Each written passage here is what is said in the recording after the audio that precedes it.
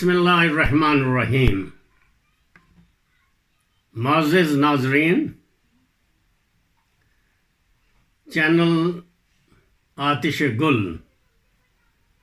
میں کتابوں کے حوالے سے بات کی جاتی ہے، اور اس کا مقصد یہ ہے کہ ہماری نوجوان نسل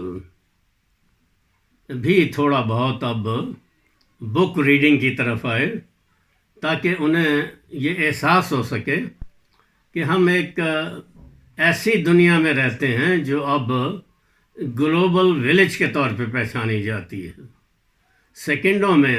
اطلاعات جو ہیں دنیا کے ایک سرے سے دوسرے سرے تک پہنچ جاتی ہیں۔ آج ہم بات کریں گے کچھ اہم کتابوں کے حوالے سے، اور اس حوالے سے بھی کہ جناب سابق وزیر اعظم عمران خان کے آخری دنوں میں اقوام متحدہ کی جنرل اسمبلی نے مارچ 15 کو اسلامک فوبیا کے حوالے سے دن مقرر کیا تھا، اور اس حوالے سے یہ ایک مسلم امہ کی بہت بڑی کامیابی تھی۔ اس کی ڈیٹیل میں تو ہم بعد میں جائیں گے،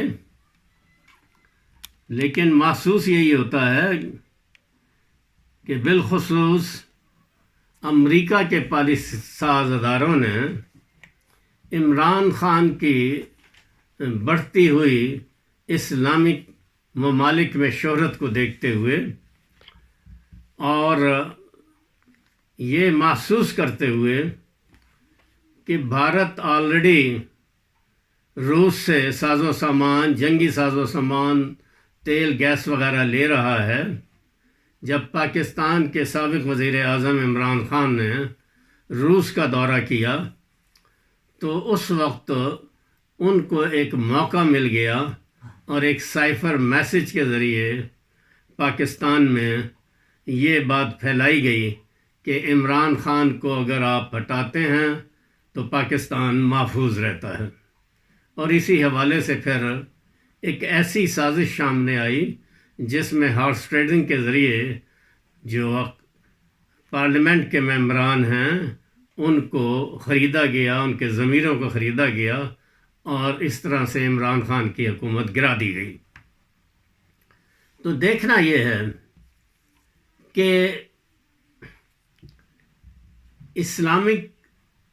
فوبیا یا اسلام کی مغرب میں پاپولیرٹی کے حوالے سے آخر کیا مسائل ہیں جو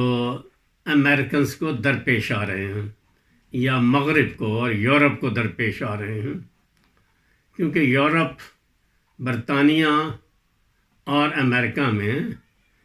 کافی تعداد میں رجحان جو ہے وہ مسلم سویلائزیشن کی طرف آیا ہے۔ اس میں جو ایک بہت ہی زبردست قسم کی کوشش ہے وہ سعودی عربیہ میں ابوالقاسم پبلشنگ ہاؤس جدہ کے حوالے سے سامنے آئی ہے، جہاں قرآن حکیم کو سمجھنے کے لیے ایک بہت ہی خوبصورت قرآن مجید کی کتاب جو ہے وہ نکالی گئی ہے، جس میں ایک سائٹ پہ عربی میں قرآن ہے اور دوسری سائٹ پہ بہت ہی سلیس انگریزی میں اس کا ترجمہ کیا گیا ہے۔ اس ترجمے کی وجہ سے مغرب میں، کیونکہ مغرب میں جو انگریزی کی پوزیشن ہے وہ ایک یعنی سمجھ بوجھنے والی صورتحال ہے، چاہے یورپ میں دوسری زبانیں ہوں، لیکن انگریزی جو ہے اس کو ذریعہ تبادلہ خیال سمجھا جاتا ہے۔ تو اس حوالے سے انگریزی جو ہے یورپ، برطانیہ اور امریکہ میں اور کینیڈا میں بہت ہی خوبی سے سمجھی جاتی ہے. تو میں اس کے بارے میں آپ کو تھوڑا سا گائیڈ کرنا چاہوں گا، کیونکہ اس کی وجہ سے جو انگریز پاپولیشن ہے جنہیں لادینیت یا سیکولرزم کی طرف تیزی سے لیا جا رہا تھا، تو یہ کتاب آپ دیکھ سکتے ہیں قرآن حکیم کی. تو اس میں صرف آپ کو یہ بتانے کے لیے کہ یہ کتنی اس میں ہے، یہ اب آپ دیکھیں گے کہ سورہ فاتحہ سے شروع ہوتی ہے، اور اس میں ایک سائٹ پہ عربی میں ہے اور دوسری سائٹ پہ اس کا بہت ہی اچھا ترجمہ ہے. تو میں اس کا سورہ فاتحہ کا ترجمہ آپ کو سنا دیتا ہوں. بسم اللہ الرحمن الرحیم. In the name of Allah, the entirely merciful, the especially merciful. All praise is to Allah, Lord of the worlds, the entirely merciful, the especially merciful, sovereign of the day of recompense. It is you we worship, and you we ask for help. Guide us to the straight path, the path of those upon whom you have bestowed favor, not of those who have evoked your anger, or of those who are astray. تو یہ اتنی سلیس انگریزی میں قرآن حکیم ہے جس میں مغرب کو اسلام سمجھنے کا موقع ملا. اور آج صورتحال یہ ہے کہ وہ افریقی جو صدیوں قبل امریکہ میں لے جائے گئے تھے، ان میں بھی زیادہ تر سیاہ مسلمان کے طور پہ اب انہیں کہا جاتا ہے. اس کے علاوہ 9/11 کے بعد جو ساؤتھ ایشیا کے مسلمان جو امریکہ میں جا کے آباد ہوئے، ان کی نسلیں وہیں پلی بڑھیں. تو 9/11 کے بعد ان کو بھی احساس ہوا کہ ہمیں دیکھنا چاہیے کہ یہ اسلام کے خلاف جو ہے، یہ اسلامو فوبیا کی صورتحال کیوں پیدا کی جا رہی ہے. تو جب انہوں نے، کیونکہ ان کی وہاں پر زبان ہی انگریزی تھی، تو انگریزی میں اس ترجمے کو پڑھا ہے تو انہیں احساس ہوا کہ یہ بہت ہی عظیم کتاب ہے جس میں تمام اسلامی قوانین کا احاطہ کیا گیا ہے. تو اسی حوالے سے میں یہ آپ کو ایک اور کتاب کے حوالے سے بات کروں گا جو خاص طور پہ بیرونی دنیا کے لیے لکھی گئی ہے. اس کو لکھنے والے اکسی مفتی ہیں جو مشہور دانشور ہیں، جو اسلام آباد میں لوک ورثہ کے حوالے سے جنہیں زیادہ پہچانا جاتا ہے، اور جو ایک بہت ہی بڑے دانشور ممتاز مفتی کے صاحبزادے ہیں. تو انہوں نے محمد صلی اللہ علیہ وسلم پہ کتاب لکھی ہے، اور اس میں بہت خوبصورتی سے انہوں نے احاطہ کیا ہے. میں اس کے صرف 2 پیراگراف آپ کو پڑھ کے سناؤں گا. وہ اس میں لکھتے ہیں: Failing to understand Sharia, the West is mortally terrified when Muslims express their wish to fashion their political lives according to Sharia of the Prophet Muhammad, peace be upon him. Sunnah for the faithful simply implies the acts of Muhammad, peace be upon him, the 5 pillars of faith. These include Shahada, the profession of faith, Salat or prayers, Zakat or charity for the poor and the needy, Sawam or fasting during the month of Ramadan, and optionally Hajj or pilgrimage if conditions permit. مزید وہ لکھتے ہیں صفحہ 370 پر: Apart from these simple and basic tenets of faith, Muhammad's Sunnah is merely precepts of good conduct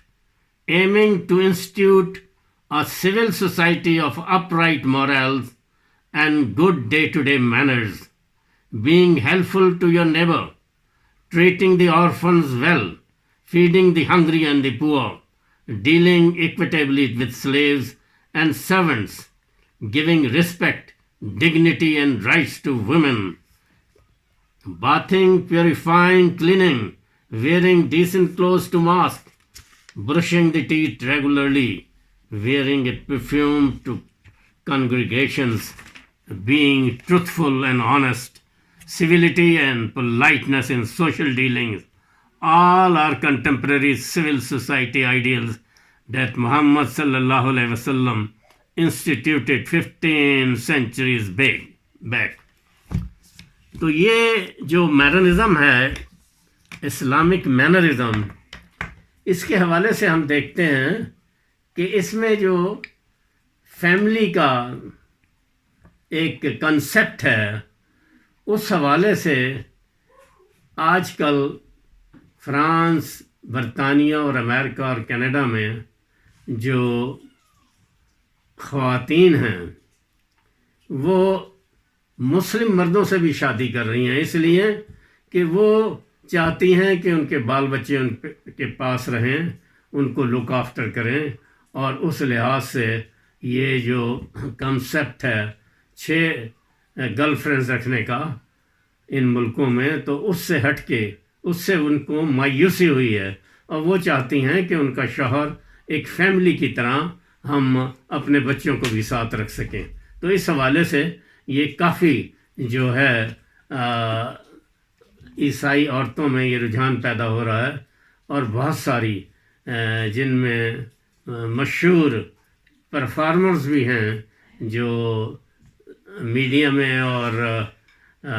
جو فلموں وغیرہ میں بھی آتی رہی ہیں، اور بڑی بڑی شخصیتوں کی بہنیں بھی ہیں، وہ مسلمان ہوتی جا رہی ہیں رضاکارانہ طور پہ. تو یہ ایک رجحان ہے جس کی وجہ سے برطانیہ میں، امریکہ میں اور یورپ میں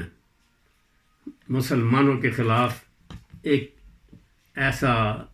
رجحان پیدا ہو رہا ہے سویلائزیشن کے طور پہ کہ انہوں نے جو اسلام کا خواتین کے لیے ایک حیا اور اپنی جو لباس کے حوالے سے جو بات وہاں پر مسلمان جو حجاب کرتی تھیں خواتین، اس پہ بھی پابندیاں لگانی شروع کی ہیں، اور انڈیا میں بھی یہی کچھ ہو رہا ہے. اور اس حوالے سے جو خواتین کالجوں میں یا یونیورسٹیز میں حجاب کے ساتھ جاتی ہیں، انہیں کالجوں اور اسکولوں سے بھی نکالا جا رہا ہے. تو یہ اصل میں وہ اس چیز کو بھول گئے ہیں کہ اگر کوئی ایکشن ہوتا ہے تو اس کا ریئیکشن بھی آتا ہے. تو باوجود اس کے کہ مسلمانوں کو ظلم و ستم کا خاص طور پہ بھارت میں نشانہ بنایا جا رہا ہے، اس کے باوجود مسلمانوں کی آبادی میں بتدریج اضافہ ہو رہا ہے. اور جو چھوٹی قومیں ہیں، اور چونکہ جو